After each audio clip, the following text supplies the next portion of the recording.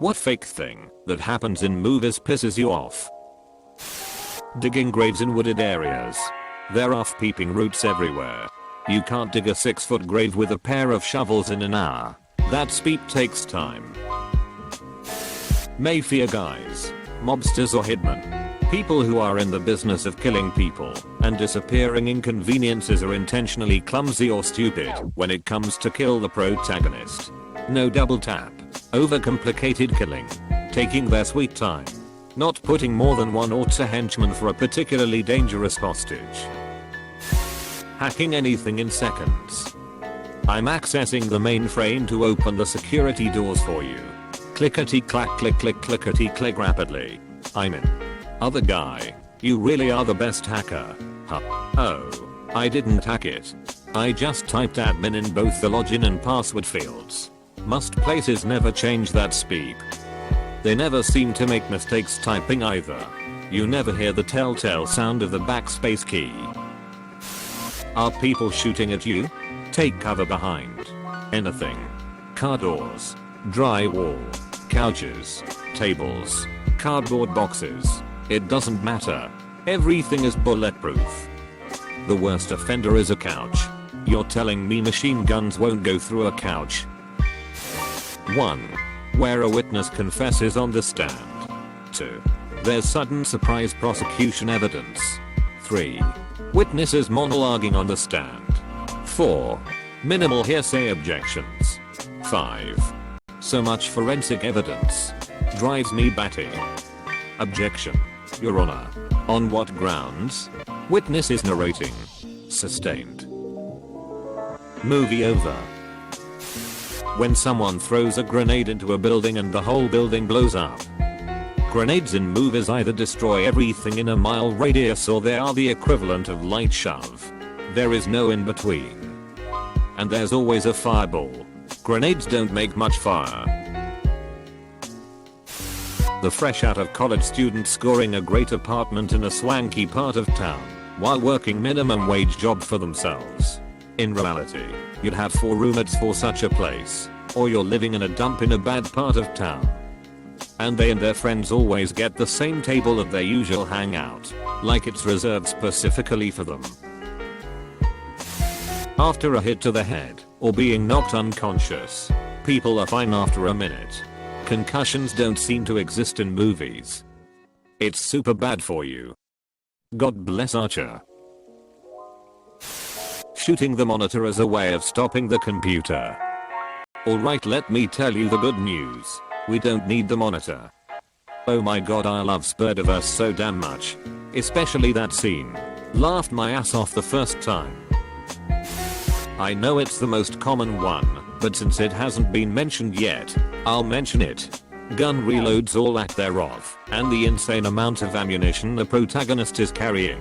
Undefined. The fact that ammo apparently weighs nothing as well. That speep is heavy. People sneaking around inside air ducts. Don't get me wrong. In big buildings you absolutely can walk around in there. I've done it a lot. But 1. They are dirty as sin. Not gleaming metal.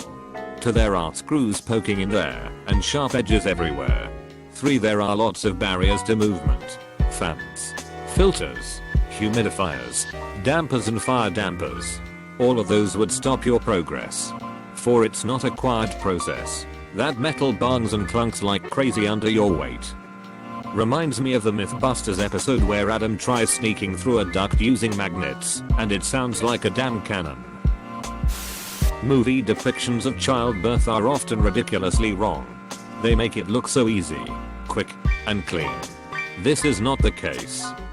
The baby comes out clean, and 3 months old. My kid came out of a cut in my wife's stomach. 5 pounds and looked like a screaming bloody fat purple sumo wrestler. Seeing my wife with her stomach open like that has been scarred into my mind. I'm glad she had the screen and couldn't see. Yeah, the process is much more traumatic than I expected. OBTW, this whole thing can kill both your wife and your child in one go. And we are really busy with 50 other people. So you'll need to use your zero medical knowledge to alert us for when it's time for the baby to actually come. I hope you get a bunch of sleep now, because you won't get much when the barber's here. Teehee. Yeah. Thanks. The sleep deprivation wasn't particularly fun.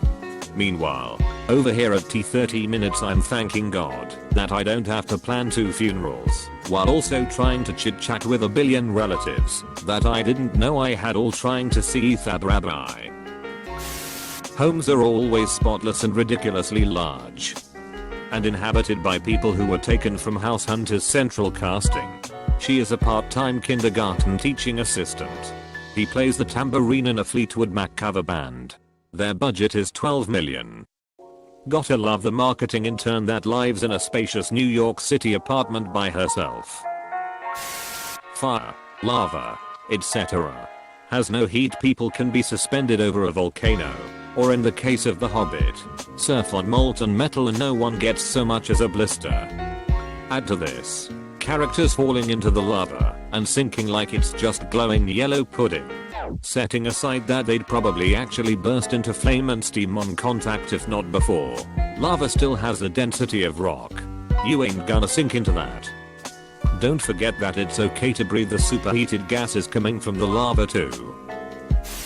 Whenever some idiot is running on foot while being chased by a car that's trying to run them down, they without fail always run straight down the middle of the street, when all they have to do is simply run off to the side where there's trees and lampposts and plenty of other speed to block them from getting hit. In that case, I always root for whoever's driving. This is common when running away from almost anything. Big boulder chasing you down. Run straight. Never turn. Some tall skinny pillar falling down. Run lengthwise. Don't try to sidestep it. Or when they do, run to the side. It's always at the last second for style points, when they could have sidestepped it from the very beginning, but it wouldn't have looked as cool. That everyone in the Tom Cruise movie is the same height or shorter than him. The old out of the blue intentional T-bone car accident. Like the bad guy is psychic and knew when and where to be, and is totally immune to the flow of traffic, so they could time it just right to T-bone someone in an intersection. Absurd. Not to mention it never seems to actually succeed in causing the death of the intended victim, nor does the bad guy ever seem to get injured at all. I wonder how many times the bad guy missed trying to do that before. Like he sets up his run for the T-bone, but doesn't realize the intended victim stopped at a previous red light or stop sign, so the timing was all off. Stops semi-trailer at green light. Honk. Peep off. I'm waiting to T-bone somebody. The member of the group that sacrifices themselves for no reason. Go on without me. I'll never make it. Yes, who will? I'll carry you. No. Seriously.